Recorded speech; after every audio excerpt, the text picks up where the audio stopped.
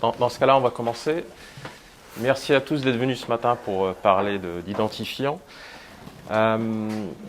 L'idée principale de ce petit déjeuner, c'est que vous sortiez ici en ayant une bonne vision de ce que ces acteurs qu'on va présenter dans 2 petites minutes font et qu'est-ce que ça peut concrètement vous apporter. Donc, il y a 4 partenaires de Didomi. On ne va pas parler beaucoup de Didomi, mais on va essentiellement parler de ces solutions-là. Ce que je vous propose dans un premier temps, c'est peut-être de présenter les 4 acteurs que vous connaissez peut-être déjà, si tu peux. Je vous laisse vous présenter un petit mot. Qui veut commencer? Valentine? Enchantée, Valentine Weber. Moi, je suis en charge de l'accompagnement client et du développement chez First Aid. Okay. On va faire dans l'ordre de la slide peut-être comme ça. Donc, on aurait peut-être dû faire ça. Julien Delomo, je suis directeur des opérations chez Utic France. Utic, on verra après, est une solution d'identifiant en partenariat avec les opérateurs Internet. Damien? Bonjour à tous, Damien.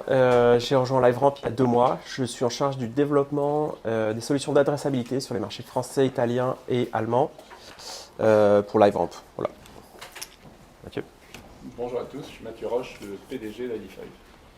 Voilà, et côté Didomi, donc l'encore Blend. Donc moi je m'occupe de l'avant-vente chez Didomi, donc j'ai peut-être discuté avec certaines personnes d'entre vous, principalement pour parler de la partie produit et la partie intégration.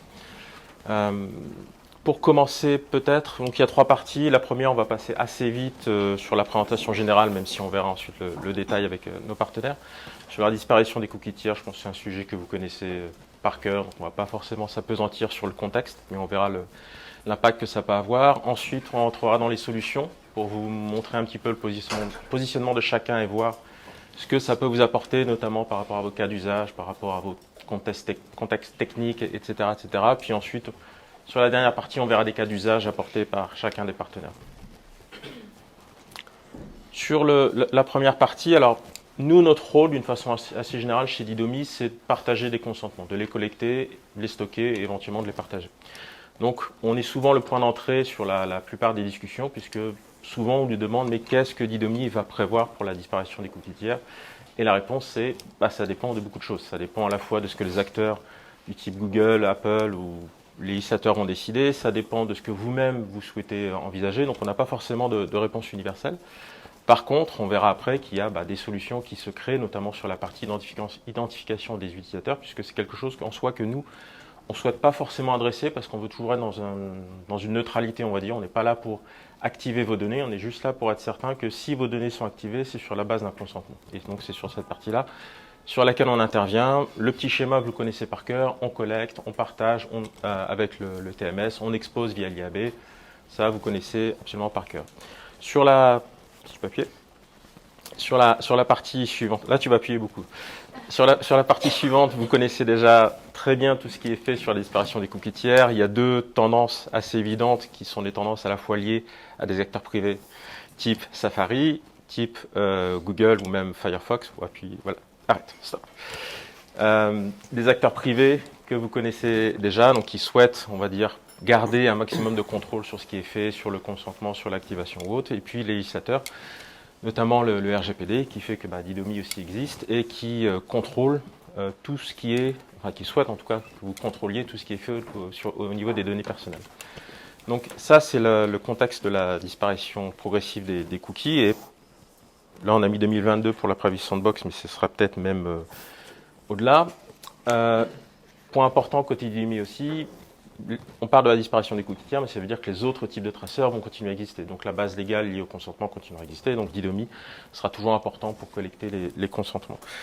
L'avantage des cookies tiers, c'est que ça permettait d'avoir quelque chose d'assez universel et donc indépendant également de solutions technologiques, puisqu'on pouvait avoir une vision assez unifiée on va dire, du parcours des utilisateurs et pour le suivi des utilisateurs, là où la disparition des cookies tiers vous amène à réfléchir à des solutions, on va dire, peut-être plus segmentées et qui vont correspondre également à des cas d'usage différents. Je ne sais plus s'il y a une slide après, si tu peux vérifier. Voilà, les solutions du Unique ID. Donc je vais prendre mes petites notes parce que je vais poser des questions maintenant. Et ma mémoire fait que je n'ai pas toutes les questions en tête.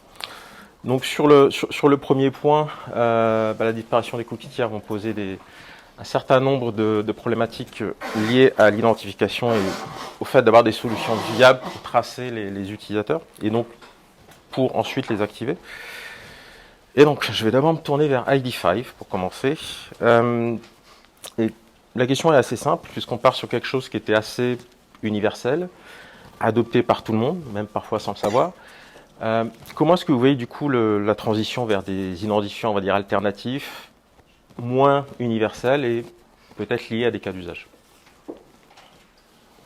Alors, je ne sais pas si le micro fonctionne, là, c'est bon. Ouais. Les cookies permettent de reconnaître des devices, un téléphone, un ordinateur, une télé. Et on se sert de ça pour savoir ce que fait l'internaute, enfin la personne qui utilise le device, donc fait des profils. On se sert pour ensuite pouvoir s'adresser à eux différemment. Moi sur mon téléphone, ma fille sur son iPad, on n'a pas forcément le même profil, donc on ne va pas avoir le même message publicitaire. Pour pouvoir gérer de la fréquence d'exposition, savoir que tel device a déjà vu 3 pubs, donc je vais arrêter de lui exposer aujourd'hui.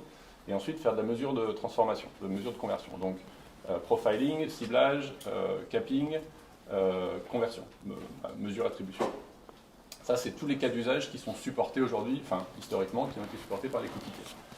Et c'est important d'avoir un identifiant universel pour faire ça, parce qu'en général, il y a plusieurs acteurs qui interviennent dans cette chaîne de valeur. Il y a des gens qui fournissent de la data, des gens qui vendent de l'inventaire, des gens qui achètent de la publicité, des gens qui diffusent des créas ciblés, etc. Et donc tous ces gens-là ont besoin d'avoir un peu le même langage. Et c'est ce que les cookies apportaient via des logiques de matching, c'est-à-dire un langage commun. Tout le monde était capable de savoir que ça, c'était le téléphone, alors pas forcément de Mathieu, mais en tout cas un téléphone qui était toujours le même. Donc ce qu'on doit faire, c'est remplacer cette capacité à reconnaître les téléphones et à partager cette logique de reconnaissance entre différents acteurs de la chaîne de valeur publicitaire. Donc la question de l'universalité, il n'y a pas de fatalité au silo. Aujourd'hui, il y a plus d'identifiants ID5 que de cookies, par exemple, quand on regarde la publicité disponible sur Internet aujourd'hui. Donc cette notion d'universalité, elle peut être créée. Et la notion d'universalité en support de tous les cas d'usage, encore une fois, c'est une question de positionnement des différents acteurs. Il y a certains acteurs qui vont vouloir que vous utilisiez leurs identifiants juste pour un cas d'usage particulier, parce qu'ils vendent de la data et donc ils veulent utiliser l'identifiant juste pour acheter de la data. Et il y a d'autres acteurs comme ID5 qui ont une volonté universelle, c'est-à-dire que nous on est capable de fournir des identifiants qui vont être utilisés pour faire de la mesure, du capping, du ciblage, du profiling, etc. Donc on est vraiment sur une logique de remplacement d'infrastructures, où on passe d'une infrastructure qui est... Alors, tout le monde les regrette, mais ils étaient quand même pas super pratiques, hein, les cookies, il faut bien le reconnaître. Donc une infrastructure qui était assez imparfaite, très partielle, parce que supportée par, encore une fois, aujourd'hui, moins de 50% des devices sont reconnaissables avec un cookie tiers, donc franchement, ça ne sert plus à grand-chose, vers une autre infrastructure qui devrait être au moins aussi universelle dans ses usages et dans ses adoptions. Donc c'est vraiment cette transition-là. Ce qui est difficile, c'est que c'est quelque chose qui n'est pas visible. C'est-à-dire que j'ai jamais rencontré un lanceur qui m'a dit « je veux être capable d'identifier les gens ». Ou un éditeur. Il dit « non, je veux être capable de connaître mes clients, je veux être capable de les cibler, de leur adresser des messages, de les garder, d'en acquérir de nouveaux, etc. » C'est les bénéfices qui s'appuient sur cette infrastructure qui sont intéressants. Donc il faut qu'on change l'infrastructure. Les Anglais ils disent on change le moteur de l'avion en plein vol. C'est un peu ça. Il faut qu'on arrive à swapper l'infrastructure pour être capable de reconnaître, de continuer à reconnaître les gens avec une infrastructure différente. C'est tout le challenge auquel on s'attaque tous, c'est arriver à maintenir ces capacités avec des méthodes différentes. Parfait. Est-ce qu'il y a des questions? Alors, on a repris un tableau de l'Alliance Digitale que vous pouvez retrouver sur leur site. Il y a les différents éléments caractéristiques des acteurs. Alors, ce qui est intéressant sur UTIC, c'est qu'il y a une petite particularité, puisque c'est, comme indiqué vers le centre, lié au contrat opérateur Internet, et ce qui est unique par rapport aux autres acteurs, et ça pose la question on va dire, du reach, d'une part, par rapport aux utilisateurs, et également de la stabilité des identifiants, puisque finalement c'est aussi une des clés. Est-ce que du coup tu peux nous parler un petit peu justement de ce reach et du fait que cet identifiant soit persistant, on va dire? Oui, tout à fait. Peut-être pour reprendre aussi ce que disait Mathieu, hein, effectivement, ce qui est intéressant dans les solutions identifiantes, quelles qu'elles soient, c'est qu'on n'est pas en train de tout réinventer, ce qui peut être le cas avec d'autres alternatives, par exemple la Privacy Sandbox que tu évoquais tout à l'heure. On essaye de rester dans les schémas actuels pour les différents cas d'usage qu'on avait et on remplace juste une partie Moi, j'appelle ça le véhicule technique. On avait un cookie tiers qui servait de véhicule technique pour adosser un identifiant. Et donc là, ce que nous tous, on essaye de faire, c'est trouver un nouveau véhicule technique pour remplacer et réadosser un nouvel identifiant. Et après, tout le reste de la chaîne est inchangé pour ainsi dire. Il y a plusieurs véhicules techniques qui existent. Là, on a la chance ici sur ce panel d'avoir tous les véhicules techniques qui sont représentés. Il y a l'email qui sera présenté tout à l'heure sur comment est-ce qu'on peut utiliser l'email pour recréer justement ce lien, cette reconnaissance de l'utilisateur. Il y a tout ce qui est signaux probabilistes. Donc c'est regarder un petit peu le navigateur qui est utilisé, la langue, l'adresse IP, tout un tas d'informations qui permettent de se dire il y a des chances que ce soit le même utilisateur. Voilà. Il y a du bounce tracking, c'est un système de redirect qui permet en fait de partager un cookie first cross-domain. Il y a tous ces mécanismes-là. Et ce qui est différent un peu ici avec Qt qui arrivait, on est un petit peu le petit dernier de la bande, on arrive avec un quatrième véhicule technique qui est en fait issu des opérateurs. Et ce qui fait qu'on est les seuls aujourd'hui à pouvoir l'utiliser puisqu'on est les seuls à avoir ce partenariat avec les opérateurs. L'avantage en fait de ce véhicule technique qu'on va avoir, c'est donc le principe c'est simple, lorsque vous accédez à Internet sur votre téléphone, sur votre ordinateur ou même sur votre télé connecté à la maison, quel que soit le device que vous utilisez, vous allez avoir besoin d'avoir une connexion Internet. Et c'est en fait ça qui va vous permettre d'avoir des échanges entre vous, votre device et les serveurs web pour accéder à un site web, accéder à une application mobile, du contenu vidéo. Cette connexion Internet, techniquement, c'est quoi? C'est une adresse IP qui vous est assignée par votre opérateur. Donc vous avez a priori tous un contrat avec votre opérateur. Donc ici en France, ça sera Orange, Bouygues, SFR ou Free. Et donc ces opérateurs, eux, ils maintiennent l'adresse IP, elle appartient, elle est liée à tel contrat. Et cette adresse IP, ils vont pouvoir potentiellement la changer assez régulièrement, notamment sur le mobile. Votre adresse IP va changer plusieurs fois par jour, mais à chaque fois qu'ils changent l'adresse IP, qu'ils vous réassignent une nouvelle adresse IP, eux, ils maintiennent le fait, la connaissance que telle adresse IP est liée à tel contrat. Et en fait, c'est cette capacité qu'ont les opérateurs, que seuls les opérateurs ont, qu'on va utiliser ici. Nous, la solution, c'est un script qui va se mettre sur, comme pour la plupart d'entre nous ici, c'est un script qu'on va mettre sur la page de l'éditeur, de l'annonceur. Lorsque l'utilisateur va venir et qu'il va donner son consentement, ce script va récupérer l'adresse IP. Il ne va pas l'utiliser telle quelle parce que l'adresse IP peut être amenée à changer et donc du coup ça complique un peu les choses. Mais l'adresse IP va être transmise aux opérateurs partenaires. Donc nous à date aujourd'hui on a Orange, Bouygues, SFR en France qui sont actifs. Et donc c'est là où tu parlais de reach. Ce qui est intéressant c'est que le reach de Orange, Bouygues, SFR en France c'est à peu près 80% de part de marché. Et on a Free également avec qui on travaille. Et on a bon espoir que sur Q3 ils aient finalisé les implémentations et que donc du coup on couvre pas loin de 100% du marché en France. Donc ça c'est sur la partie reach, c'est intéressant à ce niveau-là. Le deuxième point qui est intéressant, ça va être la stabilité, puisque l'adresse IP va être liée au contrat, et c'est le contrat qui va nous servir, nous, de véhicule technique. C'est pour ça que je marquais contrat opérateur. C'est le contrat qui nous sert de véhicule technique pour adosser l'identifiant. Et là, l'avantage, c'est notamment en termes de stabilité, le contrat avec l'opérateur, il ne va pas changer tous les jours. Vous allez conserver ce même contrat, et donc du coup, vous aurez le même identifiant qui vous sera réassigné à chaque fois. Ça, c'est intéressant parce que si on prend par exemple même par rapport au cookie tiers, Mathieu disait qu'il était loin d'être parfait, le cookie tiers. Il citait notamment le reach qui a été de plus en plus impacté avec moins de 50% aujourd'hui des navigateurs, des devices et donc des gens qui sont accessibles via le cookie tiers. L'autre chose qui disait qu'ils étaient imparfaits, c'était la stabilité. Même sur Chrome où on a des cookies tiers, et donc on a l'impression qu'on a un identifiant utilisateur qui va permettre d'adresser l'utilisateur, en fait cet identifiant il n'est pas forcément très persistant. Nous on le voit, on l'a vu, j'en reparlerai peut-être plutôt après, mais on le voit déjà au quotidien avec tous les éditeurs avec lesquels on travaille.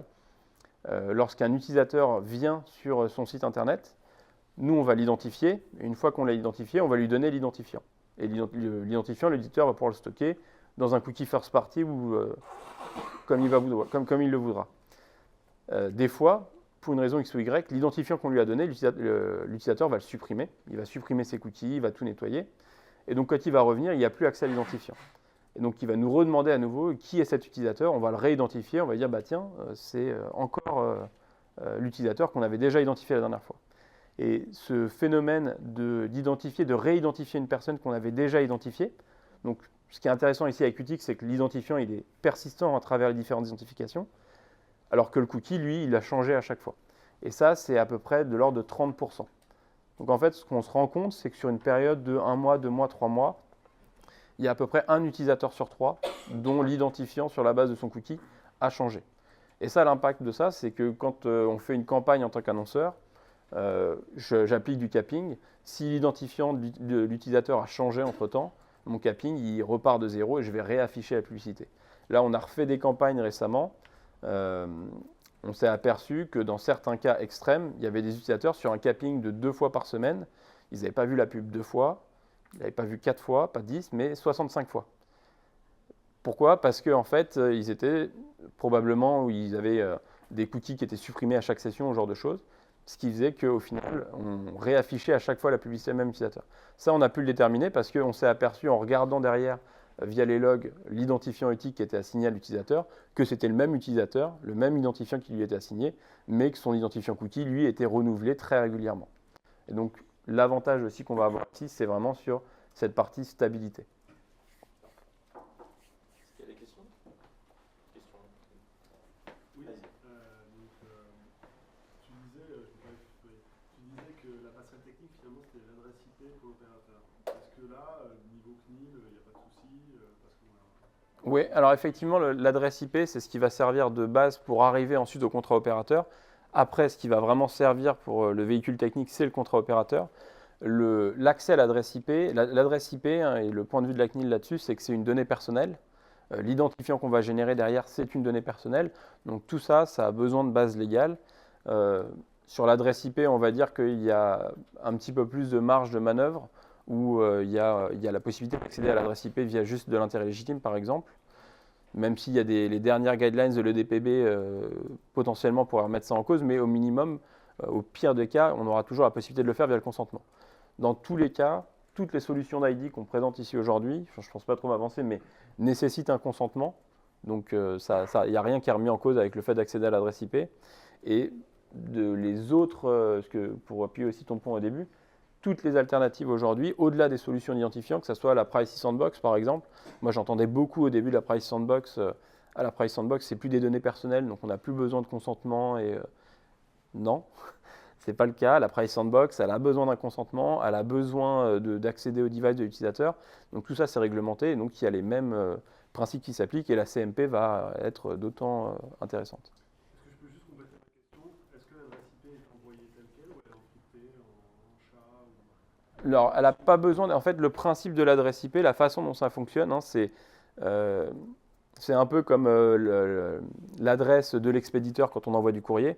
Elle est présente sur l'enveloppe, donc elle est présente dans les appels qui vont au serveur. C'est comme ça que le serveur qui vous renvoie le contenu web, il sait où est-ce qu'il doit l'adresser. Nous, avec les opérateurs, en fait, ce qui se passe techniquement, je ne pensais pas rentrer dans ce niveau de détail aujourd'hui, mais ce qui se passe techniquement, c'est que nous, il y a en fait, depuis la page directement, un appel qui est fait vers l'opérateur. Et donc, en fait, c'est juste un appel web classique qui est fait vers l'opérateur. Et donc, comme tous les appels web, l'adresse IP, elle est présente pour que l'opérateur, il sache où est-ce qu'il doit envoyer la réponse. Et donc, du coup, c'est comme ça que lui, il reçoit l'appel avec qui contient l'adresse IP. Il fait l'identification et il renvoie, en fait, derrière sur la page l'identifiant qui va être ensuite retraité par la solution du TIC pour diverses raisons, mais pour pouvoir exposer in fine l'identifiant pour l'écosystème publicitaire. La piste d'identification, vu que c'est le contrat d'opérateur Internet, comment vous faites pour distinguer les personnes dans un foyer? Très bonne question. Aujourd'hui, la solution, on l'a déployée uniquement sur les connexions mobiles. Donc à date, on n'a pas encore eu à adresser ce point-là. Les connexions mobiles, on part du principe que c'est un identifiant à la personne. Là, on est sur le mois de juillet, on va commencer à déployer le Wi-Fi sur les différents opérateurs. Et effectivement, là, il y a une nouvelle problématique qu'on n'avait pas jusqu'à présent, qui est que, comme on est au niveau de la connexion Internet, on va être au niveau du foyer, pas au niveau de la personne. Donc, on va être sur un identifiant, pour le coup Wi-Fi, qui sera un identifiant foyer plus qu'un identifiant personne. À partir de là, après, il y a plusieurs possibilités. On pourrait imaginer qu'au sein du foyer, on va utiliser des techniques qui sont d'ailleurs utilisées, qui sont sur ce tableau pour aller un peu plus loin, faire des méthodes probabilistes ou fingerprint en gros, ce qui n'est pas un gros mot, mais pour pouvoir aller différencier les différents devices au sein d'une connexion Internet. Pour l'instant, ce n'est pas quelque chose qu'on a décidé de faire. Donc on va rester sur un identifiant foyer. Cet identifiant foyer, il a quand même pas mal d'avantages. il va permettre par exemple de faire le lien entre quelqu'un qui regarde sa CTV à la maison et quelqu'un qui derrière sur son mobile va aller ensuite faire un achat. Donc il y a des choses, des cas d'usage qui jusqu'à présent étaient impossibles parce qu'on était sur des environnements complètement différents, séparés, que là on va pouvoir rendre possible via ce système d'identifiant foyer et d'identifiant à la personne sur le téléphone. On a choisi une méthode différente, on a des identifiants device qu'on groupe au niveau du foyer. Plutôt que d'avoir un identifiant foyer qu'on essaie de déconnecter au niveau des devices. Mais l'objectif est le même, c'est-à-dire être capable de reconnaître, parce que c'est le même contrat, mais enfin si tu as, ma femme et moi on n'a pas tout à fait le même comportement d'achat par exemple, les enfants non plus, donc être capable d'identifier les devices et le comportement que tu n'as pas le même comportement sur ton téléphone, sur ton ordinateur ou sur ta tablette, donc être capable d'identifier les devices ça reste important, et ensuite on crée un graphe qui nous permet de savoir que ce téléphone, cet ordinateur et cet iPad-là, ils appartiennent à la même personne, et cette personne et cette personne-là, ils ont de très fortes chances d'être dans le même foyer. Et peut-être aussi pour compléter du coup par rapport à ça, ce qu'on va faire nous, c'est qu'on va fournir à la fois l'identifiant mobile personne quand on l'aura et l'identifiant foyer. Et donc les deux seront transmis dans la chaîne publicitaire, dans les bid requests programmatiques, avec à chaque fois l'indication sur quel type d'identifiant on va être. Et donc pareil, ça c'est des choses qui à terme pourront être exploitées côté DSP, côté SSP pour de la curation, etc. pour pouvoir appliquer une stratégie de capping différente quand on est sur un identifiant foyer versus sur un identifiant à la personne, etc. Parfait. Plus de questions? On continue. On va rester sur la partie déterministe et question pour First ID. Quel est l'avantage du coup d'utiliser, par exemple, je vois que vous utilisez des solutions du type email haché, mobile app ID. Quel est l'avantage, on va dire, d'utiliser ce type de solution déterministe par rapport à ce qu'on a vu précédemment, par exemple sur le contrat opérateur ou sur des modalités plus probabilistes? L'intérêt, je pense, comme le disait Mathieu en introduction, c'est de pouvoir couvrir le maximum de cas d'usage qui sont mis en péril par la disparition des cookies tiers, mais pas que.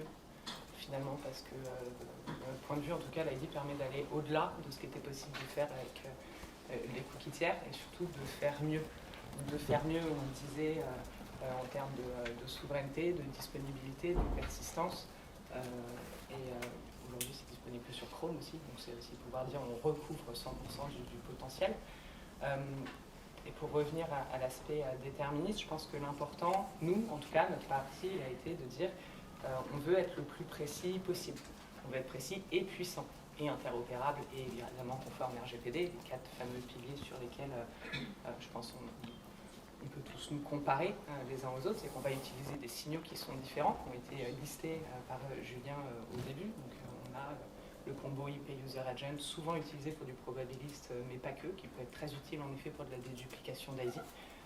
On a les signaux déterministes, donc comme l'email et la redirection server-side. C'est un signal déterministe. Le principe, c'est de se dire on est capable de reconnaître de façon avérée, non pas un device, mais un internaute à minima grâce au système de redirection tout au long de son parcours de navigation et donc tout au long de sa customer journey.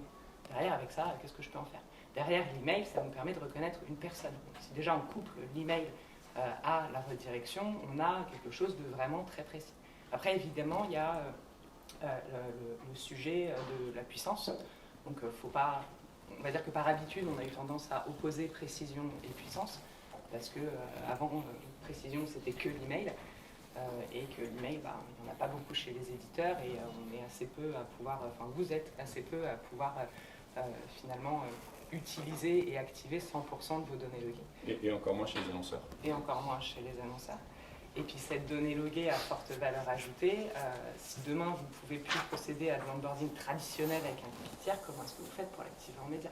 Comment est-ce que vous faites pour retrouver une clé de réconciliation qui a besoin d'être très spécifique et donc déterministe pour pouvoir faire de la data collaboration, pour pouvoir faire de l'exclusion, pour pouvoir faire de l'échange de données second party ou du retargeting off-site en extension d'audience.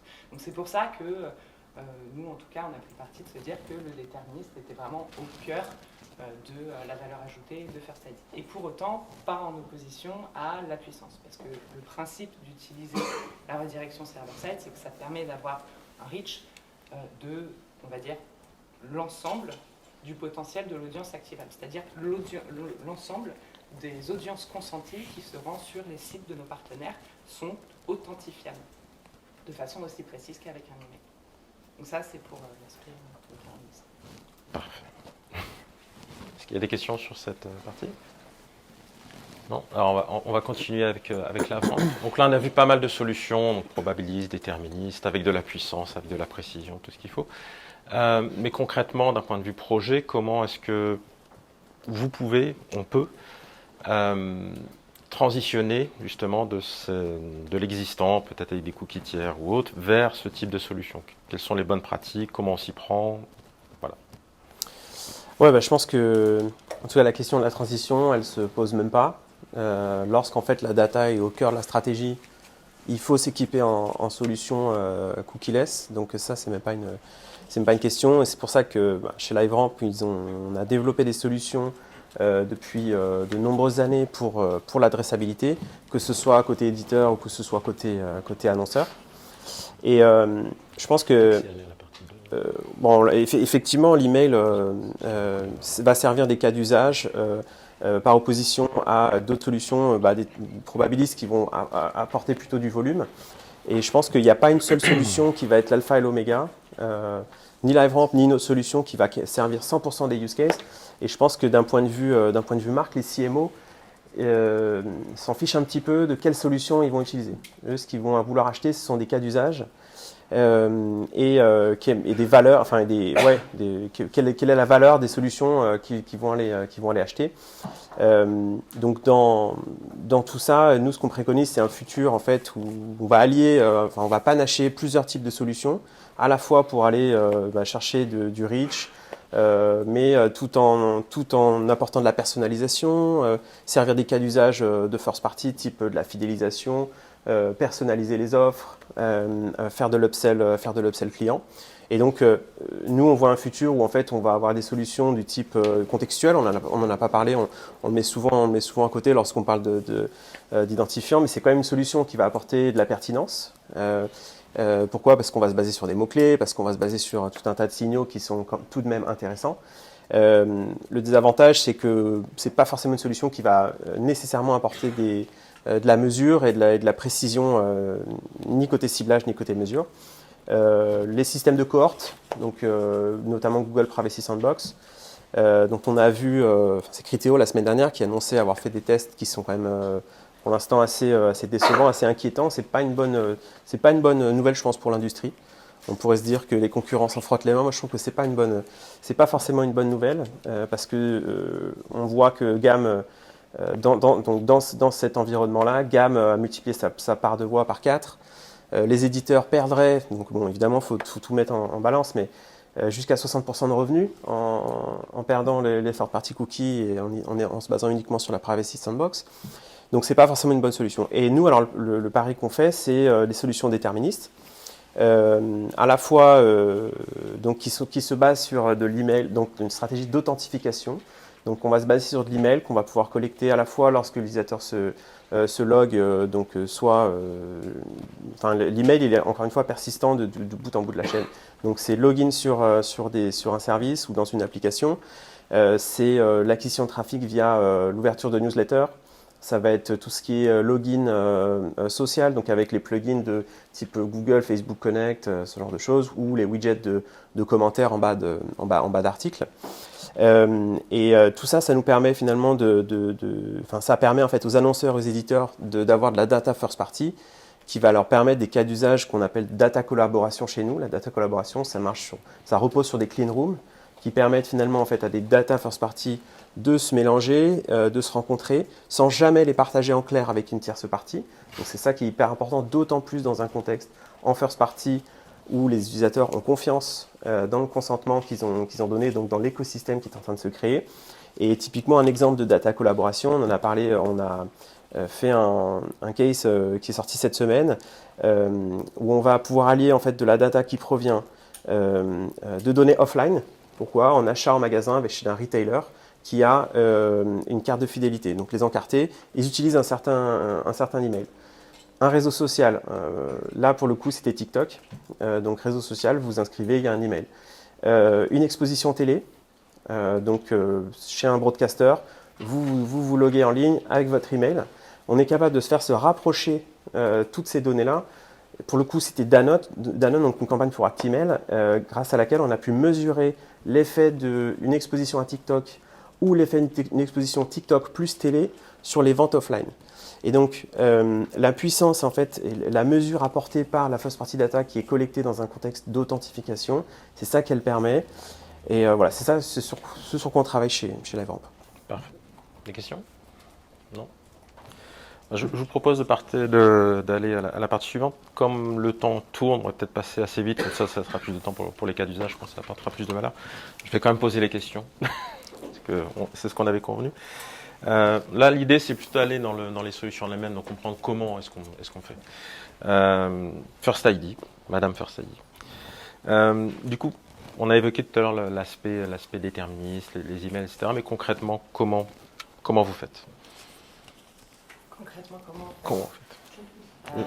La question exacte étant, comment votre protocole de création d'ID offre-t-il une solution déterministe et anonyme? Concrètement, comment on fait? Ce qui va se passer, c'est qu'on va créer donc un identifiant sur la base de plusieurs signes. De façon générale, on a dit, on a répété, au travers de différentes métaphores, qui ont été utilisées depuis le début. Il y a eu pas mal de métaphores, mais je vais essayer d'être un peu plus technique. Techniquement, donc, il y a différents signaux qui sont rendus disponibles par les partenaires web ou disponibles sur les devices directement. Et on va chacun utiliser un ou plusieurs de ces signaux pour venir authentifier toute partie des audiences consenties chez nos partenaires. Donc ça, c'est un peu en théorie comment c'est censé fonctionner. En pratique, chez First ID, je le disais tout à l'heure, on utilise des signaux intrinsèquement déterministes, comme la redirection server-side ou l'adresse email, pour pouvoir identifier de façon avérée un internaute. C'est-à-dire que je suis un internaute, au travers de mon browser sur mon device, je vais aller sur un site partenaire. Il va se passer la fameuse redirection que décrivait Julien au début. Donc je vais venir appeler finalement une URL de façon totalement invisible qui ne détériore pas du tout l'expérience utilisateur et n'entraîne aucun temps de latence, évidemment.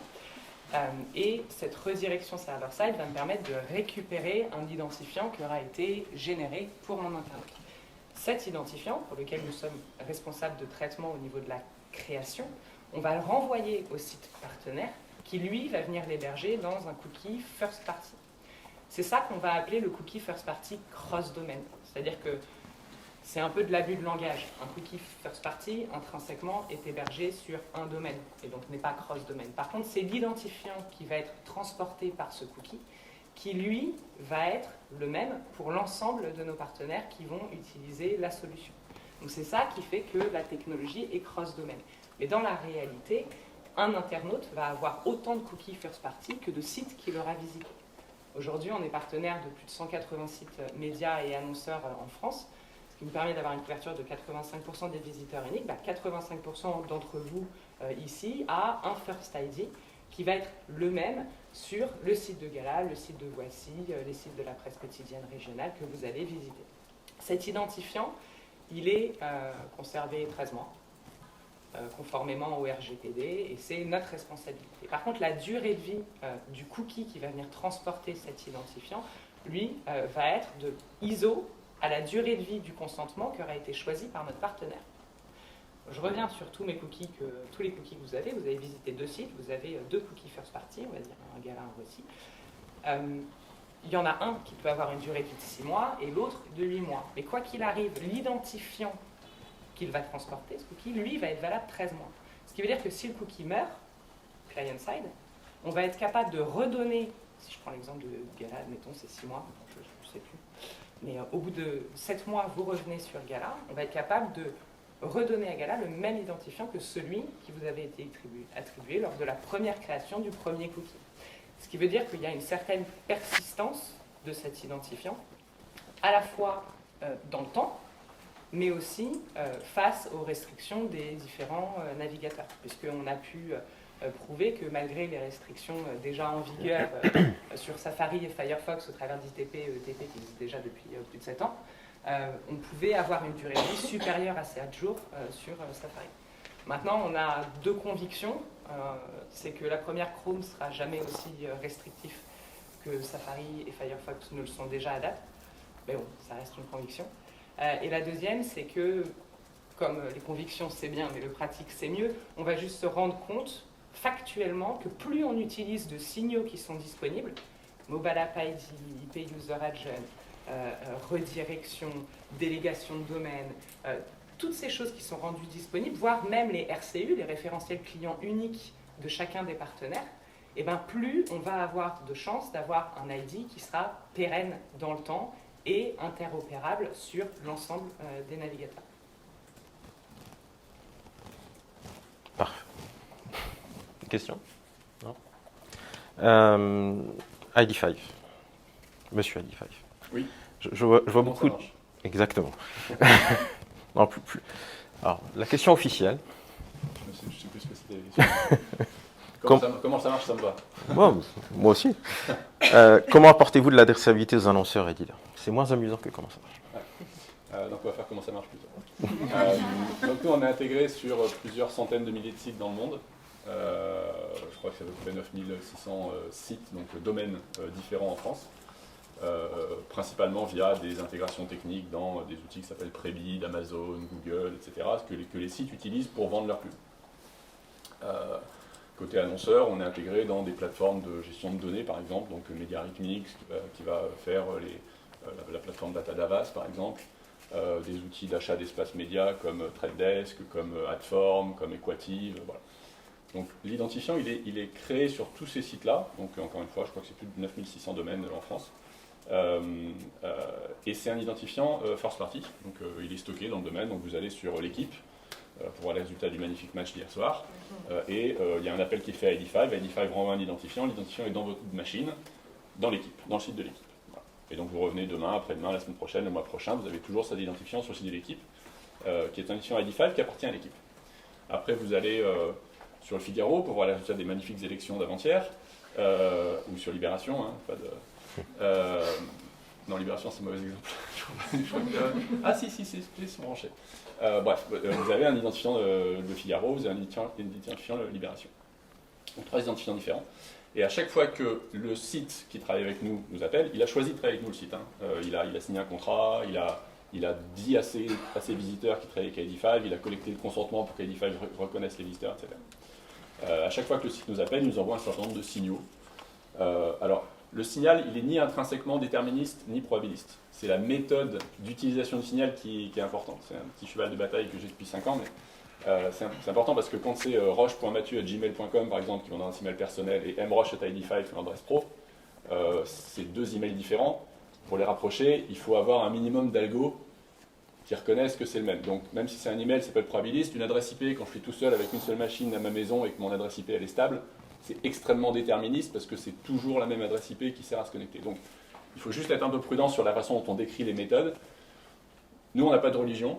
Ce qu'on veut, c'est être capable de reconnaître avec suffisamment de précision. Donc ça, c'est un travail de data science assez avancé qui nous permet de dire, bah, tiens, l'identifiant que j'ai renvoyé à l'équipe et l'identifiant que j'ai renvoyé au Figaro et l'identifiant que j'ai renvoyé à Libération, en fait, ils appartiennent à la même machine. Donc, ils permettent de reconnaître la même personne derrière la machine. Voilà. Et donc, on va renvoyer un identifiant unique à ces 3 sites-là, pour que si ces 3 sites-là, Telefonica, non, c'est pas un bon exemple, c'est en Espagne,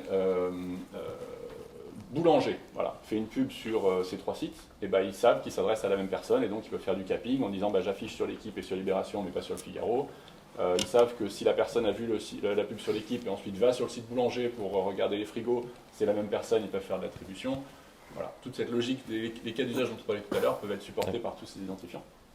Donc on est sur une logique de réseau d'identifiants first party, unifié par ID5, pour recréer cette capacité de reconnaissance cross-domaine qui permet de faire du profiling, du ciblage, du capping et de la mesure, à partir d'autant de signaux auxquels on peut avoir accès. Il y a entre 5 et 10% de la population qui se log à peu près. Quand on regarde 100 internautes, il y en a à peu près 5 qui sont logués sur Internet.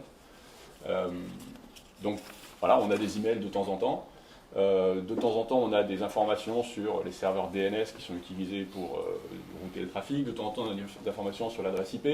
De temps en temps, on n'a pas, parce qu'ici, je pense que vous avez une seule borne Wi-Fi, donc forcément, tout le monde a la même adresse IP, donc ça ne suffit pas. Quand vous êtes en itinérance sur votre téléphone mobile, l'adresse IP va changer aussi.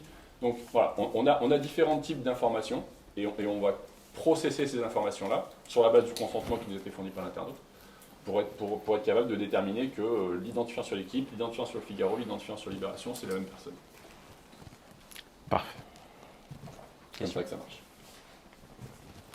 Euh, Et l'intérêt, c'est que, je termine, ça c'est Donc c'était pas parfait. la cuisine, on s'en fout. Non, vous en foutez pas, j'imagine, mais si vous êtes là.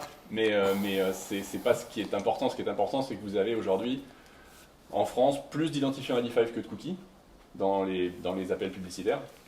Voilà, donc si vous utilisez Trade Desk, par exemple, pour acheter vos campagnes de pub, il y aura plus d'identifiants ID5, donc vous aurez plus de reach avec ID5 qu'avec les cookies tiers, voilà, aujourd'hui. Et vous avez de plus en plus de solutions techniques, de data platform, de fournisseurs de données tiers, d'outils de mesure qui sont capables d'utiliser les ID5 ID pour faire du profiling, du ciblage, de la mesure, du calcul. Donc ça marche. Mieux que les cookies. Parfait. Pas de questions? Non.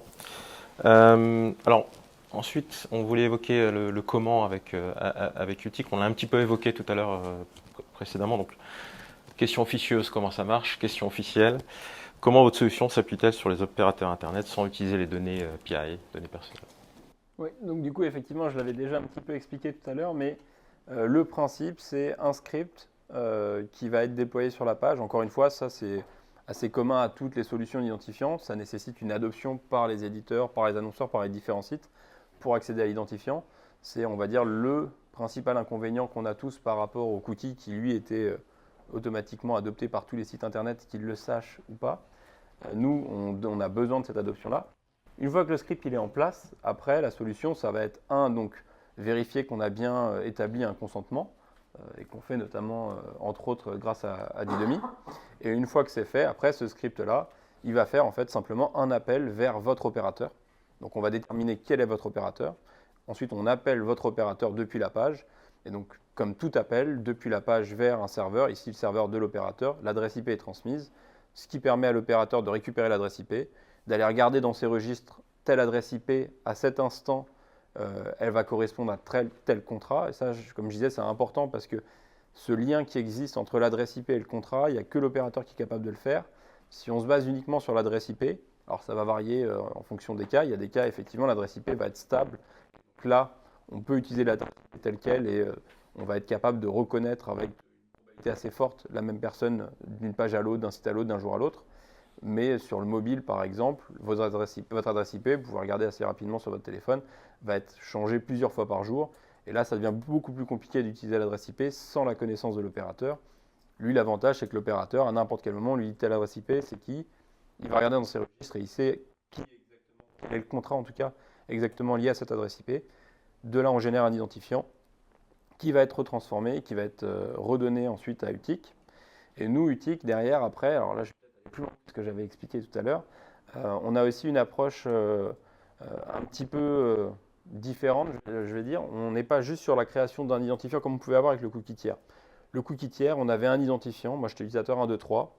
C'était mon identifiant cookie tiers pour un acteur, par exemple Xander, AppNexus, qui était mon ancienne maison. Donc AppNexus me connaissait comme l'utilisateur 1, 2, 3.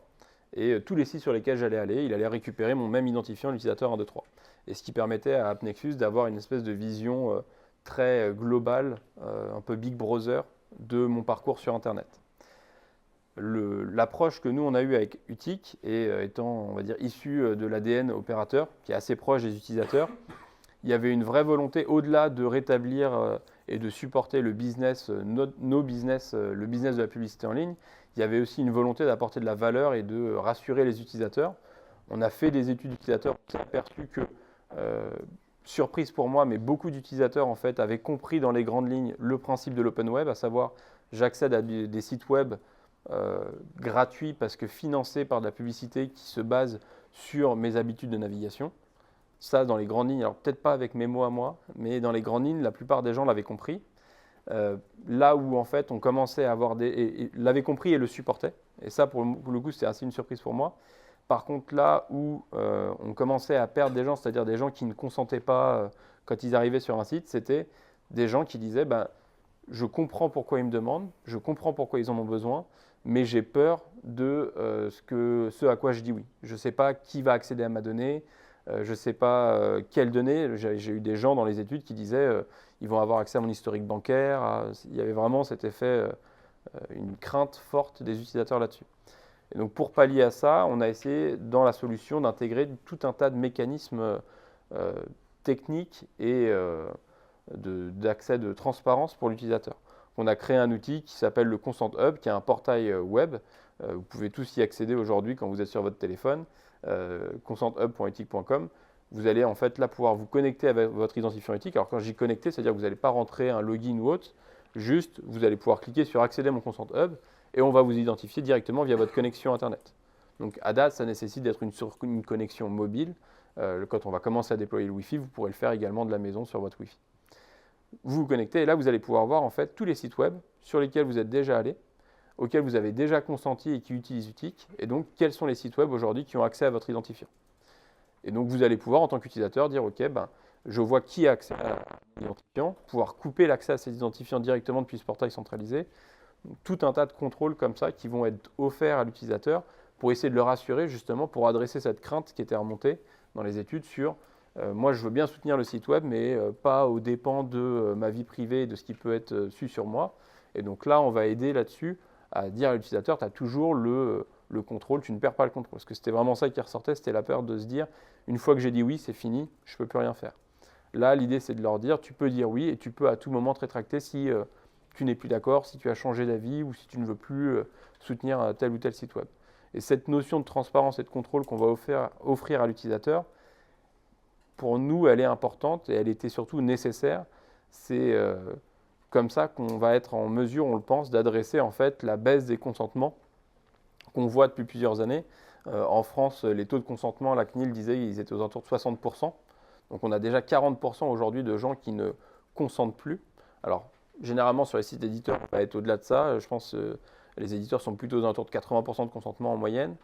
Les annonceurs sont généralement plus bas parce qu'ils ont moins cherché à optimiser le parcours de consentement jusqu'à présent, même si c'est des choses sur lesquelles ils commencent à travailler. Mais on a cette baisse de consentement qui n'est pas arrivée 40% d'un coup du jour au lendemain quand la CNIL a mis à jour les guidelines et a forcé l'affichage de la CMP. C'est quelque chose qui est progressif et qui continue. Et donc, pour adresser cette courbe de non-consentement qui est en augmentation constante, c'était important d'adresser les craintes sous-jacentes des utilisateurs qui étaient le manque de transparence, le manque de contrôle, et c'est des choses qu'on cherche à offrir justement à travers l'identifiant et à travers les outils qu'on fournit à l'utilisateur. On a pris une approche différente par rapport à ça. On pense que le consentement, il est donné au site. Il est donné à ID5 techniquement, mais en vérité, c'est dans le cadre d'une relation avec l'équipe ou le Figaro ou Libération. Et donc, on déporte une grande partie de ce choix au niveau du site. Donc, le site a accès à... En un clic, vous pouvez opt-out de l'identifiant ID5 créé sur l'équipe, par exemple. On a aussi un Privacy Center. Je crois qu'on voit 7 milliards de terminaux par mois. On a quelques milliers de visites sur le Privacy Center. Donc, ça n'intéresse pas vraiment les gens, en fait, d'aller gérer leurs préférences au niveau d'ID5. S'ils ne sont pas contents de la façon dont l'équipe ou Libération gère la relation publicitaire avec eux, ils peuvent aller là. Encore une fois, il y a très peu d'opt-out qui est fait au niveau global ID5, même si c'est possible, et c'est un clic depuis les sites éditeurs qui nous utilisent, mais on a vraiment la conviction que la relation est entre le site et le consommateur, que ce soit le site annonceur ou le site éditeur et le consommateur. Quand je vais sur l'équipe, je vais sur l'équipe. Je ne vais pas discuter avec Orange ou ID5 ou Pierre Paul Jacques, je vais discuter avec l'équipe. Je donne mon consentement à l'équipe. Et je veux pouvoir le retirer de l'équipe si je ne suis pas content. Tout à fait. Voilà. Donc là, philosophiquement, on est beaucoup plus dans cet état d'esprit-là de déporter le consentement au niveau des sites qui travaillent avec nous, même si, encore une fois, il y a quelques milliers de personnes par mois au niveau mondial, donc c'est vraiment pas grand-chose, qui viennent retirer leur consentement à ID5 dans son ensemble. Et alors, juste pour clarifier, il n'y a pas du tout une remise en cause de cette partie-là, c'est-à-dire que le consentement éthique aujourd'hui, il est donné exactement. C'est des choses qui viennent en plus. C'est aussi quelque chose qui vient d'adresser la question, si je la pose aujourd'hui à vous, sur quel site vous êtes allé sur les 3 dernières semaines, vous avez consenti et qui aujourd'hui ont été en mesure de traiter de la donnée et ont encore de la donnée sur vous. Il n'y a a priori pas grand monde dans la salle qui sera en mesure de répondre. Il y a combien qui s'intéresse ?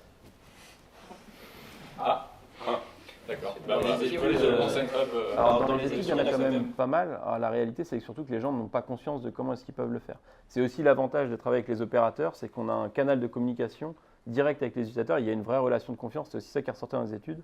C'est que l'utilisateur fait énormément confiance à son opérateur, plus que, alors les politiques, c'est peut-être pas un bon exemple actuellement, puisque voilà, mais en tout cas, il y a une vraie relation de confiance. Et cette relation de confiance aussi, on pense qu'elle peut être intéressante pour travailler sur ces aspects-là et permettre aux utilisateurs de comprendre comment ils peuvent gérer tous ces aspects de leur vie privée. Le panel du coup de l'étude, Oui. vous en dire un peu plus? Alors, c'est une étude qui avait été faite l'année dernière. C'était des études Cali. Donc, c'est des panels de 4 personnes. Je pense que c'était entre 50 et 100 personnes. Enfin, il y avait une vingtaine de panels à peu près qui avaient été faits. Et c'était des panels d'1 heure où on les faisait arriver sur des sites web. Ils avaient accès en fait à une expérience de consentement classique, UTIC, etc. Et après, on leur posait énormément de questions. Plutôt quel? Oui, Cali. Moi j'avais une question sur l'éthique. Il y a donc une deuxième bannière de consentement en plus de celle éventuellement d'IDOMI ou du mode CMP. Et ensuite, si je comprends bien, le consentement UTIC il est pris une fois et à partir de là il y a un ID qui est opérable par d'autres sites qui travaillent avec UTIC. Alors, merci beaucoup d'avoir posé la question, parce que déjà, ça va me permettre d'adresser un point. Avec UTIC, il n'y a pas forcément une deuxième bannière de consentement. C'est effectivement l'approche qu'on a eue dans un premier temps. On avait une bannière qui était dédiée à UTIC, qui venait en plus de la bannière éditeur. Alors, je sais que du coup, tout de suite, ça faisait assez peur et on a eu c'est beaucoup de discussions qu'on a avec des éditeurs. Malgré tout, c'est quand même des discussions qu'on a pu avoir et sur lesquelles on a pu avancer avec des éditeurs comme des éditeurs Reward, des éditeurs Prisma, Figaro, Actu, qui ont avancé avec ce système de double CMP, qui ont fait énormément de tests pour vérifier et qui ont pu et qui peuvent confirmer aujourd'hui qu'ils n'ont pas eu d'impact. Ça n'a pas été rebutoire le fait d'avoir cette double CMP. Depuis, on a aussi enrichi l'offre, puisque maintenant on peut, et Didomi d'ailleurs était la première CMP avec laquelle on a permis de faire cela, intégrer le consentement d'UTIC directement au sein de la CMP. C'est évidemment un choix qui est préférable pour l'expérience utilisateur d'avoir moins de fatigue au consentement, même si encore une fois, il n'y a pas d'impact il n'y a pas d'utilisateurs qui quittent le site parce qu'on leur affiche une deuxième CMP ou autre, mais moins de fatigue au consentement parce que le fait d'avoir une seule fenêtre de consentement, on hérite automatiquement des consentements des éditeurs, donc on va avoir plus de consentement, plus de reach. Enfin, il y a des avantages à cette solution-là. Et donc c'est aussi une solution qui est possible lorsqu'on est intégré directement dans la CMP de l'éditeur. Peut-être aussi pour expliquer le pourquoi est-ce qu'on a fait ça. On a fait ça parce que on est encore une fois un ADN opérateur. Les opérateurs sont des acteurs qui sont très réglementés, qui sont habitués à être réglementés et donc font très attention à ce qu'ils font. Ils marchent uniquement sur tout ce qui est case blanche, on va dire, et ils évitent vraiment au maximum les zones grises. La privacy, c'est toujours un jeu d'évaluation des risques-bénéfices. Et donc les risques, quand on est UTIC et qu'on est opérateur, sont tout de suite plus élevés. Donc il faut avoir des bénéfices beaucoup plus importants pour pouvoir faire ce calcul-là. Donc on a fait ce choix-là et on continue aujourd'hui à le proposer d'ailleurs. Hein, les deux possibilités sont offertes pour être sûr que, quoi qu'il arrive, on ait un consentement qui soit irréprochable, qui ne puisse pas être mis en cause. Pour tout un tas de raisons, et pour être en mesure, nous, notre consentement, d'avoir la main sur comment est-ce qu'on le présente, comment est-ce qu'on le décrit à l'utilisateur. Pareil, pour qu'on ne puisse pas nous dire, mais attendez, là, le consentement que vous avez obtenu, l'utilisateur, il n'a pas compris ce qui est en train de se passer. Là, comme c'est nous qui définissons les textes, on est capable d'aller le plus précisément possible expliquer aux utilisateurs ce qu'on est en train de faire, comment on le fait, ce qu'on leur offre comme contrôle, etc. etc. Donc ça, c'était pour répondre à la première partie de la question. Et la deuxième, c'était de savoir s'il y avait une prise de consentement unique avec pose d'un ID qui ensuite était opérable par les différents sites qui avaient signé avec UTIC. Alors non, le consentement, il va vraiment rester un petit peu pour reprendre les mots de Mathieu, mais au choix de l'éditeur. C'est-à-dire que c'est l'éditeur qui va gérer sa relation avec l'utilisateur pour avoir accès au consentement. Donc chaque nouveau site sur lequel on va aller, l'utilisateur, on va lui demander est-ce qu'il est prêt à avoir accès, à donner son consentement et à avoir son identifiant éthique généré. Et une fois qu'il donne le consentement, on va avoir un identifiant éthique unique qui va être généré et ensuite qui sera mis à disposition des éditeurs. Tu as Oui. des exemples d'éditeurs justement où le consentement éthique est intégré dans la CMP d'IDOMI? Oui, on a BFM TV qui est dans la salle, qui était le premier éditeur à implémenter cette solution-là. On a qui l'a mis en place également juste avant il y a 2 semaines, là, juste avant les élections. Et après, on a encore d'autres sites qui sont en train de l'implémenter. On a des sites de reward aussi qui ont commencé à implémenter ce système-là. Et on a d'autres sites, dont certains qui sont dans la salle, je ne vais pas les annoncer déjà, mais qui sont en phase finale d'intégration et qui, dans les prochaines semaines, seront intégrés sur ce site-là, sur cette modalité-là. Pourquoi avoir choisi d'imposer à l'éditeur de mettre sur la première page de la CMP, sachant que nous, par exemple, on a 250 partenaires. Si tous les partenaires nous demandent d'être sur la première page, l'utilisateur dit non. On comprend. Encore une fois, c'est une question d'évaluation des risques. La particularité ici, encore une fois, c'est l'implication des opérateurs. Alors les opérateurs, déjà, comme je disais, c'est des acteurs qui sont réglementés plus. Le traitement qu'ils font est aussi un traitement qui est particulier, qui a une présence particulière au sein de la directive e-privacy, qui est du traitement de données de trafic, le fait de traiter l'adresse IP en fait. Et ça nécessite d'avoir un consentement en plus, d'offrir une valeur ajoutée à l'utilisateur. Donc là, en l'occurrence, la valeur ajoutée, c'est tous les mécanismes de contrôle qu'on va offrir à l'utilisateur autour de l'identifiant, le portail de transparency dont je parlais tout à l'heure, tout ça. Le fait d'être en premier écran, encore une fois, c'est le fait de dire on maîtrise parfaitement l'expérience de consentement et il n'y a aucune remise en cause possible du consentement. Je ne dis pas, encore une fois, ce n'est pas du tout une question de valeur, je ne suis pas en train de dire que tous les utilisateurs, tous les acteurs qui ne sont pas en premier écran, ils ont un consentement qui n'est pas valide. Ce n'est pas du tout ça. La raison, pareil, si on prend l'exemple du paywall, aujourd'hui, il y a des tas d'éditeurs qui utilisent un paywall. Et ils ont tout à fait raison de le faire. Le paywall n'est pas interdit par la CNIL. Ils ont tenté de l'interdire. Ils se sont fait retoquer. Depuis, on a quand même vu qu'il y a eu des plaintes contre Meta. Et là, pour le coup, il y a eu des guidelines de DPB qui remettent, pour ces acteurs-là, en tout cas, ce qu'ils ont appelé les large plateformes, qui remettent en cause le système de paywall. Et il y a d'autres guidelines qui vont arriver encore prochainement pour les éditeurs. Le fait que ça ne soit pas interdit ne veut pas forcément dire non plus que c'est autorisé et que on peut faire un peu comme on veut. Il y a en fait aujourd'hui, on est sur une case un peu grise, et il y a une sorte de vide juridique. Il n'est pas impossible que dans quelques mois, on ait des guidelines de l'EDPB qui viennent remettre en cause certains paywalls de certains éditeurs aujourd'hui. C'est un risque que chacun doit prendre en fonction de son business et encore une fois de l'évaluation des risques qu'il va pouvoir faire. Pour un éditeur, c'est acceptable aujourd'hui de prendre ce risque-là, de se dire que potentiellement ça va être changé et dans quelques mois, je devrais le remettre, changer mon expérience de consentement pour m'adapter aux nouvelles guidelines de l'EDPB. Pour des acteurs comme les opérateurs, c'est un risque qui est beaucoup plus dur à prendre parce qu'on risque beaucoup plus facilement de leur tomber dessus et de revenir vers eux en leur disant « Attendez, là, vous avez traité de la donnée pendant des mois sur la base d'un consentement qui, aujourd'hui, on le sait, n'était pas valide. » Donc, encore une fois, c'est une question d'évaluation des risques. Je pense que les risques que nous, on a avec UTIC, avec les opérateurs, ne sont pas les risques que d'autres acteurs peuvent prendre. C'est aussi cette évaluation risque, c'est aussi une des raisons qui aujourd'hui fait qu'on n'est pas intégré dans le TCF. On n'est pas intégré dans le TCF parce qu'aujourd'hui on estime que dans le TCF, il n'y a pas de finalité qui corresponde clairement à ce qu'on fait. Il n'y a pas une finalité création d'identifiant. Donc ce qui fait qu'on n'a pas une finalité pour établir notre consentement à nous. On peut le faire aujourd'hui en dehors du TCF puisque là on a complètement la main pour définir notre finalité, créer un identifiant en partenariat avec les opérateurs sur la base de votre connexion Internet pour le besoin marketing de l'éditeur, si je résume cette finalité-là.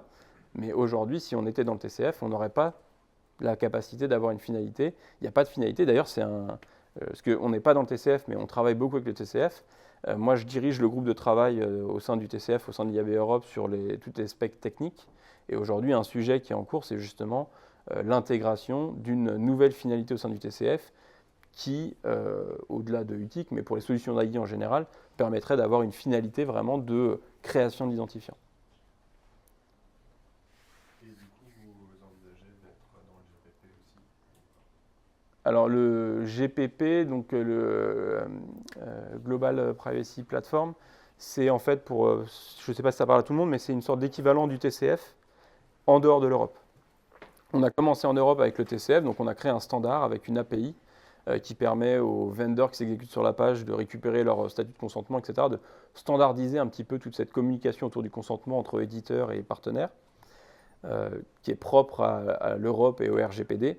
Et en fait, l'IAB Tech Lab en a fait une déclinaison, le GPP, qui se veut être quelque chose d'international, global, pour traiter, par exemple, les nouvelles régulations de vie privée qu'on peut voir en Californie, aux États-Unis, mais aussi dans les autres pays, etc. Il y a aussi un projet éventuellement de migrer le TCF au sein du GPP. Donc le TCF resterait le TCF, mais l'API qui serait utilisée passerait par le GPP. Côté outil, aujourd'hui, nous, on opère en Europe, donc on est présent dans le TCF, on n'est pas présent dans le TCF, mais on discute avec le TCF et on envisage, si on a toutes les modalités, de pouvoir travailler dans le TCF. On va s'ouvrir au Canada, qui pour le coup, le Canada a un petit peu une exception, et pas encore sur GPP, mais utilise aussi un TCF canadien, on va dire. Il n'y a pas de volonté de ne pas être, on va dire, dans le GPP ou autre, si je vais essayer de simplifier pour pas trop m'étendre là-dessus, mais c'est plus une question de s'assurer qu'on a bien les modalités nécessaires au sein de ces frameworks-là pour établir un consentement qui soit plus blanc que blanc. Parfait. On va continuer. Juste d'un point de vue pratico-pratique, on avait une question après sur la base légale, je pense qu'on va la zapper. Donc, je te laisserai répondre après sur le comment, et ensuite je vous laisserai dérouler les cas d'usage. On va essayer de faire 5 minutes par personne pour pas que tout le monde déjeune ici. Du coup, comment ça marche? On va faire simple. Et notamment, on voulait mettre l'emphase sur la partie trafic authentifié. Oui, bien sûr.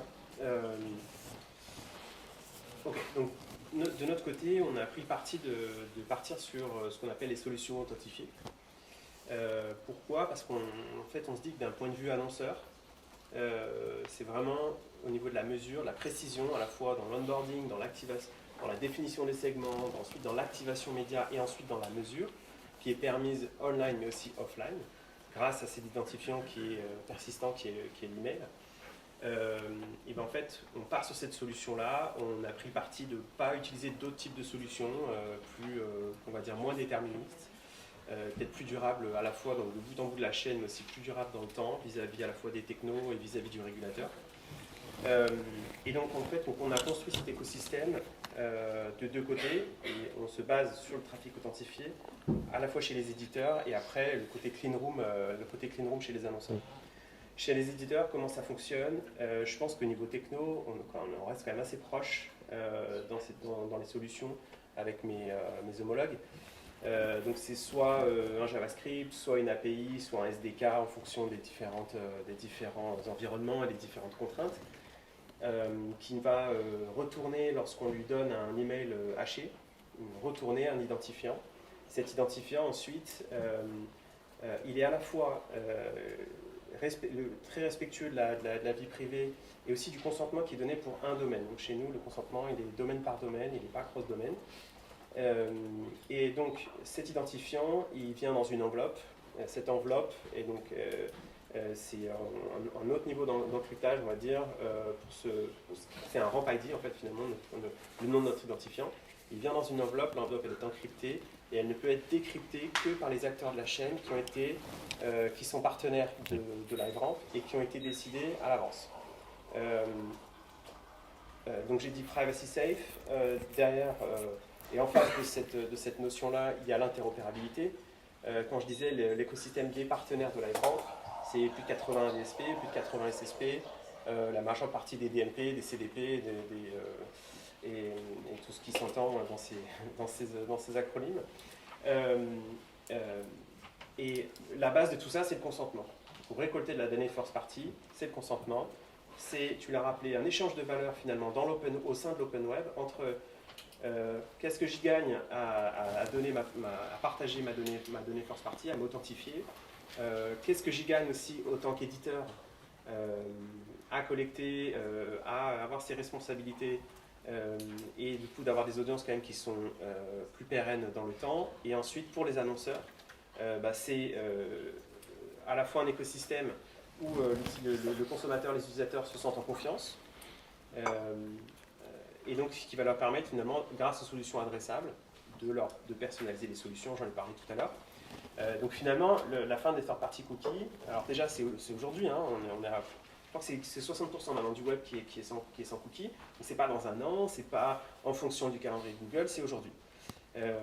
Et ces solutions-là, elles permettent finalement d'aller vers ce qu'on appelle la data collaboration. J'en ai parlé tout à l'heure. Le use case qu'on va voir juste après, il repose aussi là-dessus.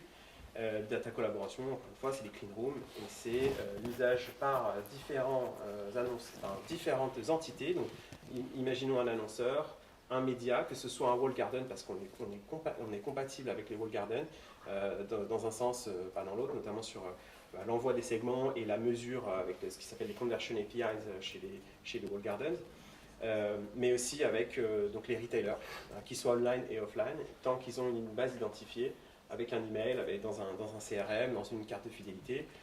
Voilà. Donc c'est cette espèce d'écosystème qui repose sur le trafic authentifié avec un consentement. Donc on fait des audits des sites, on regarde au niveau de la CMP, on regarde la politique de confidentialité. Tout ça c'est très strict chez nous pour certains éditeurs qui ont déjà travaillé avec nous, ils le savent. Voilà, c'est la version synthétique de comment ça marche. Parfait. Du coup, maintenant, chaque prestataire va présenter des cas d'usage pour évoquer encore plus concrètement les résultats obtenus. Vas-y. On va voir qui est... Je crois que c'est First ID. Ouais. First ID pour commencer. Ouais. On essaie de rester dans les 5 minutes pour finir ça un peu avant 11h. Pour rattraper sur le côté privacy. Allons-y.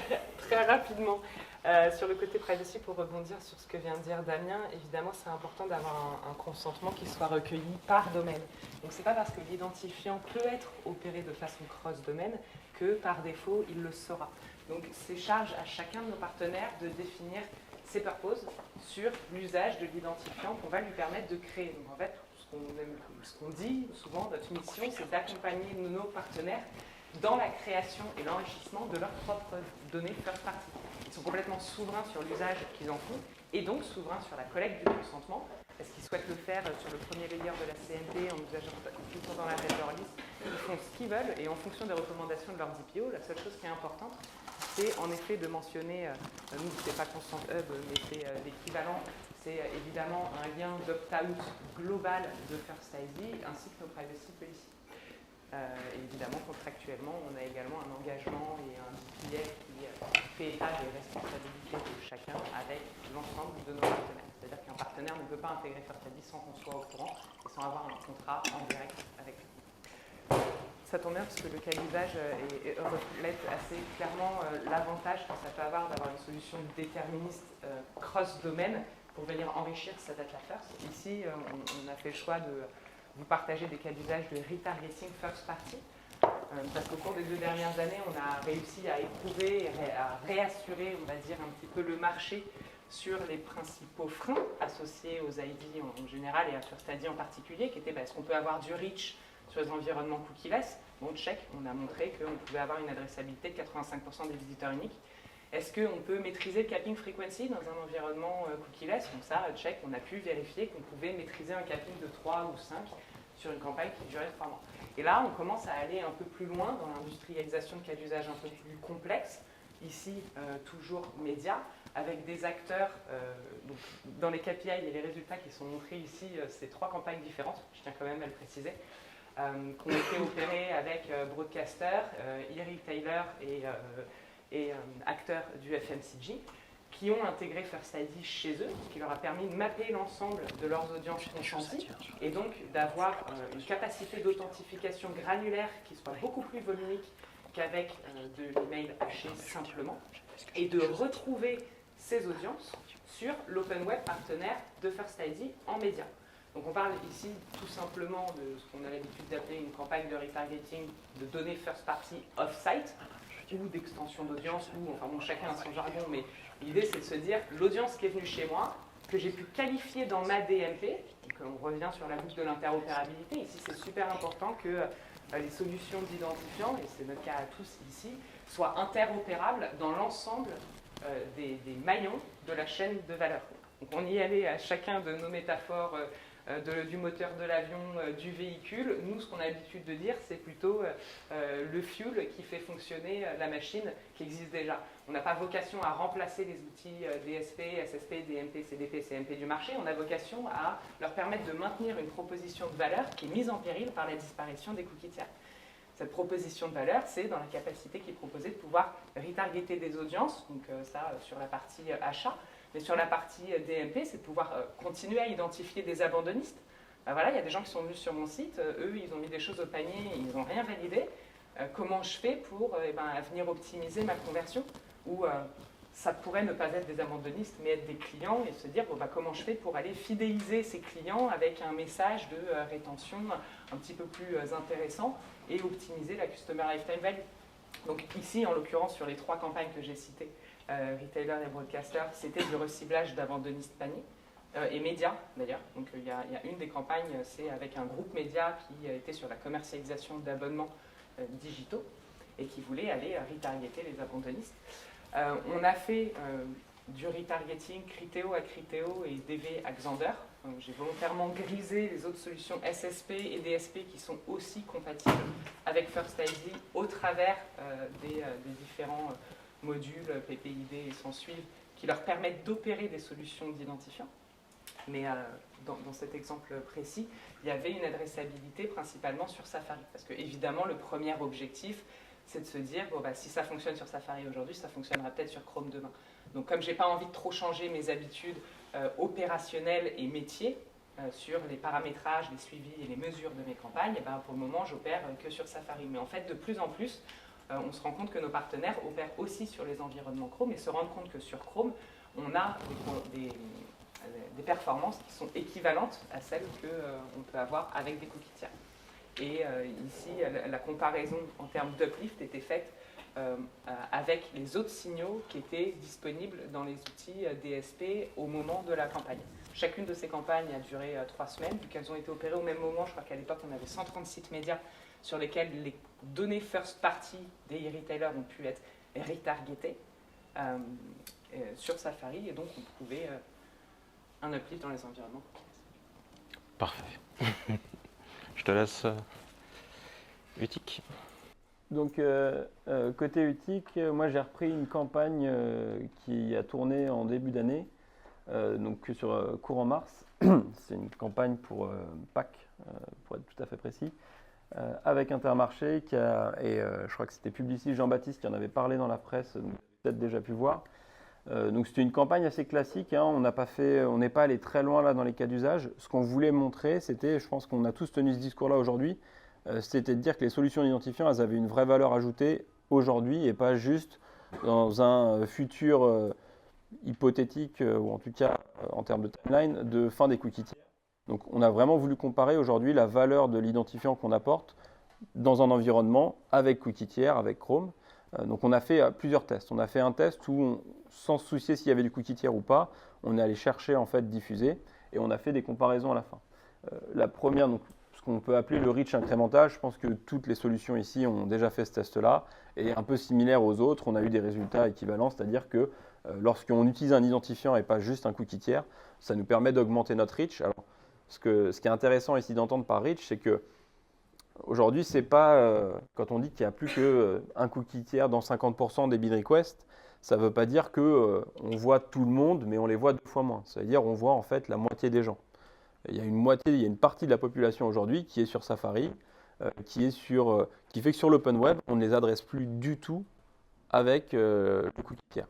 Un peu comme si vous avez un magasin, quelqu'un qui rentre dans le magasin et une personne sur 2, la vendeuse ne lui parle pas, ne lui adresse pas la parole. C'est un peu la comparaison. Donc là, avec un cookie et avec ici un identifiant, donc ici Utic, mais encore une fois, quelque chose qui marche avec n'importe quel identifiant, on va se remettre à réadresser tout le monde. Et donc du coup, on a quasiment doublé, au final, les personnes à qui on allait être capable d'adresser. On s'est aperçu aussi que ces inventaires qui sont déjà cookieless, tout ce qui est Safari, etc., ils ont un véritable intérêt, parce qu'aujourd'hui, ils sont très peu adressés, parce qu'il n'y a pas de cookie tiers et qu'on adresse essentiellement via le cookie tiers. Les gens sur Safari, dans les environnements cookieless, vont avoir moins de pression publicitaire, donc vont être plus attentifs. Et au final, on s'est aperçu qu'on avait des meilleurs résultats sur le taux de clic, etc. Encore une fois, ici, ce n'est pas une valeur ajoutée de l'identifiant Utic en particulier. Je pense que c'est des résultats qu'on va pouvoir retrouver avec n'importe quel identifiant qui va vous permettre de venir adresser des inventaires sans cookie tiers. Le dernier point, et celui-là c'était important pour nous, c'était de montrer en fait un petit peu la stabilité, dont j'ai déjà parlé plusieurs fois, la stabilité de l'identifiant Utic basé sur la connexion versus un identifiant qui serait basé sur un cookie tiers. Je l'ai dit, les identifiants dans les cookies tiers, en fait, les cookies, de manière générale, tiers et first, ils ne sont pas forcément très pérennes dans le temps. Ils peuvent être amenés à changer. Alors sur Safari aujourd'hui, y compris les cookies first, ils ont des durées de 7 jours max. Sur Chrome, même si par défaut les cookies ne vont pas être supprimés, il y a plein de choses qui font que l'utilisateur va supprimer ses cookies lui-même après une session, après un certain temps, parce qu'on va utiliser plusieurs navigateurs. Alors, a priori, on ne comprend pas trop pourquoi est-ce qu'on utiliserait plusieurs navigateurs, mais un exemple très simple, quand vous accédez à un site web depuis Facebook, par exemple, Facebook, il ouvre un autre navigateur qui est propre à Facebook, qui est différent de votre navigateur Chrome que vous pouvez utiliser par ailleurs sur votre téléphone. Et donc, quand vous arrivez sur ce même site depuis Facebook ou depuis votre navigateur Chrome, vous avez deux cookies différents, deux identifiants différents. Il y a tout un tas de phénomènes comme ça qui font que même quand on a un cookie tiers aujourd'hui, l'identifiant qu'on a à la personne, une personne va avoir plusieurs identifiants basés sur un cookie tiers. Je ne sais plus les analyses qui avaient été faites, mais on parlait de 2,5, 3 cookies par personne à peu près. Là, avec l'identifiant qui est basé sur la connexion, ce qui est intéressant, c'est que par exemple, dans mon cas, j'arrive sur le site via Facebook ou j'arrive sur le site via mon téléphone, via mon navigateur, dans les deux cas, c'est la même connexion, donc c'est le même identifiant. Si jamais à un moment donné, mes cookies first party sont supprimés, dans Safari tous les 7 jours, sur un cookie, je vais avoir un nouvel identifiant qui va m'être généré, donc je suis connu comme une nouvelle personne. Tout ce qui était capping, etc., ciblage est remis à zéro. Avec Utic, l'avantage, c'est que l'identifiant qui va être réassigné va être le même, puisque la connexion restera la même. Et donc, avec tous ces phénomènes-là, en fait, ce qu'on a pu montrer, c'est que sur une campagne de 3 semaines, on avait à peu près 15% des utilisateurs qu'on avait touchés, qu'on avait vus avec au moins 2 cookies tiers, avec au moins 2 identifiants cookies, là où ils n'en avaient qu'un seul côté Utic. Donc ces 15%-là, encore une fois, c'est sur une campagne de 3 semaines, donc assez courte. Ce qu'on observe, nous, à plus grande échelle chez les éditeurs, c'est ce renouvellement de l'ordre d'environ 30%, où un utilisateur sur 3 qui arrive sur un site web, qui n'a plus d'identifiant cookie que l'éditeur avait pu stocker dans un cookie, quand on l'identifie, en fait, on s'aperçoit que c'était quelqu'un qu'on avait déjà identifié dans les 3 mois précédents. Et donc, on lui réassigne le même identifiant. On dit à l'éditeur, attention, c'est bien la même personne, tu peux le rattacher au profil que tu connais de cette personne-là. Donc ça, c'est important, c'est côté annonceur, je parle de gaspillage aujourd'hui, c'est le fait de dire, je donnais des exemples extrêmes, mais d'afficher 65 fois la même publicité à la même personne, parce qu'en fait, on n'a pas conscience que c'est la même personne. L'identifiant Utic permet de se prémunir de ce genre de phénomène. Parfait. Qui est le regagnant? C'est toi. Donc chez nous, un case study qui a été mené conjointement avec Google Pair. Donc Google Pair, pour en dire un petit mot, c'est la solution en fait, qui est dans DV360 qui permet de passer par une clean room pour faire ce qu'on aurait pu appeler à l'époque du CRM onboarding.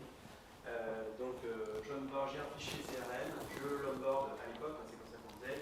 Souvent, ça passait déjà par un LiveRamp ou un Teleio, ce genre de service. Mais il y avait forcément un partage de fichiers, un partage de données en clair qui pouvait être envoyé directement dans les DSP, voire même ou ailleurs.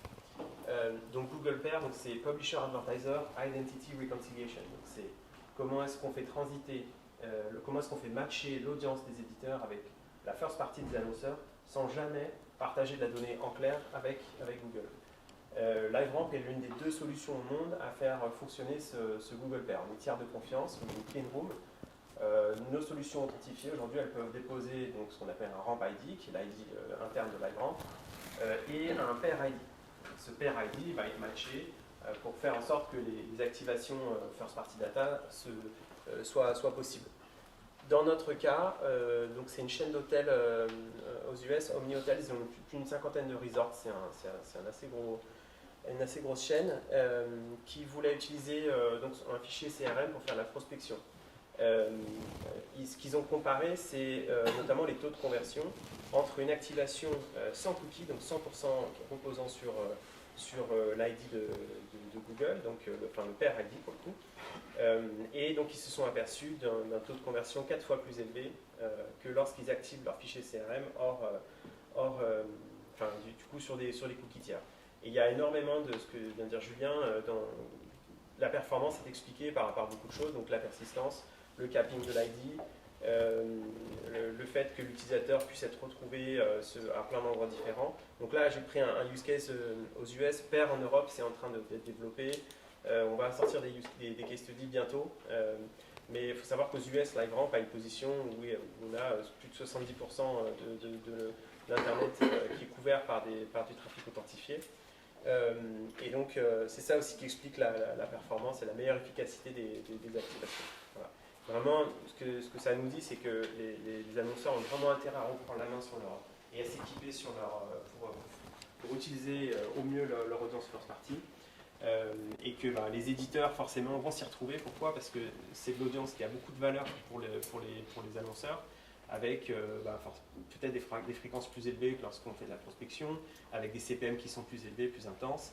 Et chez nous, vous avez un module, donc c'est un module pré-bid qui va vous permettre, qui s'appelle ATS Analytics, qui va vous permettre très rapidement et très simplement de comprendre en fait l'impact de la présence ou non d'un LiveRamp Ramp ID ou d'un Pair ID, à la fois sur les taux d'enchères, les CPM, les revenus incrémentaux que vous avez eu en tant qu'éditeur grâce à cette solution de trafic authentifié. C'est bon? Parfait. Et ID5 pour terminer. Oui, alors, nous, il y a à peu près une vingtaine de cas d'usage qui sont publiés sur notre site, c'est id5.io, donc on fait ça depuis 7 ans, donc on commence à avoir un peu de recul. Aussi bien côté éditeur que côté annonceur. Côté éditeur, on voit en général entre 30 et 50% d'uplift sur les CPM par rapport à de la vente sans cookies, donc à périmètre constant sur Safari avec un ID5, sans ID5, on a à peu près 2 fois plus cher, 50% plus cher avec un ID5 ID. Et côté annonceur, ce qu'on voit en général, c'est à peu près doublement de l'audience adressable, parce que forcément on met tous les gens complètes cookies, donc on fait à peu près 2 fois plus, on voit à peu près 2 fois plus de gens. Et ce qui est intéressant et ce qu'on montre avec le cas d'usage ici, c'est que ça améliore aussi la performance. Donc il y a IBM, qui fait tout le retargeting cookieless avec ID5, il y a un site de vente de vin en Angleterre, il y a un éditeur tchèque, il y a News Corp en Australie, je crois. Il y a, enfin bon, voilà. Vous pouvez voir les cas d'usage. Ce qu'on a choisi, c'est un cas d'usage qui est local, enfin qui est européen, pas français, mais c'est géré par Havas, pour Telefonica, qui est un des fondateurs du boutique, mais qui est aussi un des annonceurs gérés par Havas sur la plateforme qui est Powered by ID5, qui est alimenté par ID5, voilà. Donc Havas crée des segments de prospection pour Telefonica. Parce que retoucher ses clients c'est bien, mais quand on veut aller chercher des nouveaux, on n'a pas forcément des identifiants pour les clients qu'on ne connaît pas encore. Donc aller faire de la prospection, c'est important. Et c'est important de le faire avec des identifiants qui ne sont pas forcément basés que sur les données des clients qu'on connaît déjà. Donc Havas travaille avec différents fournisseurs de données.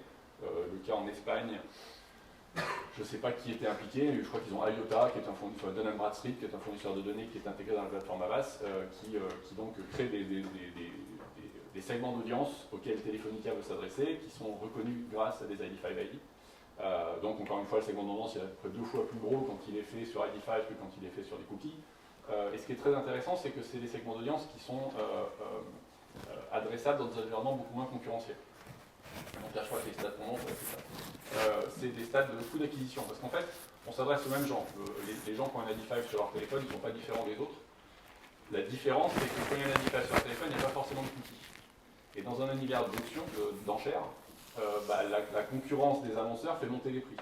Et donc, quand on arrive à s'adresser à des gens qui n'ont pas de cookies, on va arriver à les toucher moins cher que si on les touche sur des cookies. Il y a moins de concurrence, tout simplement.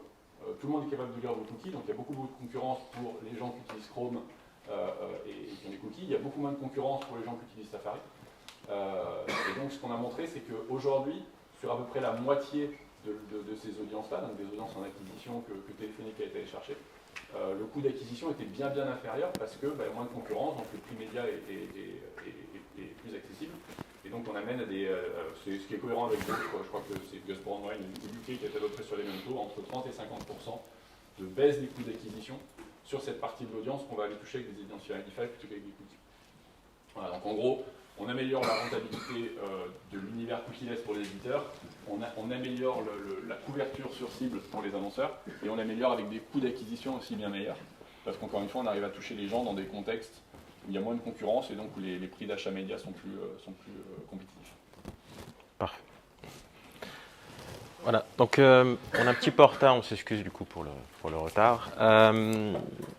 On vous enverra la vidéo, on vous enverra le deck, vous allez pouvoir avoir accès à toutes ces informations-là. Si vous avez des questions, que ce soit pour Didomi, pour les prestataires, n'hésitez pas, c'est le moment. Et sinon, je vous remercie pour votre présence.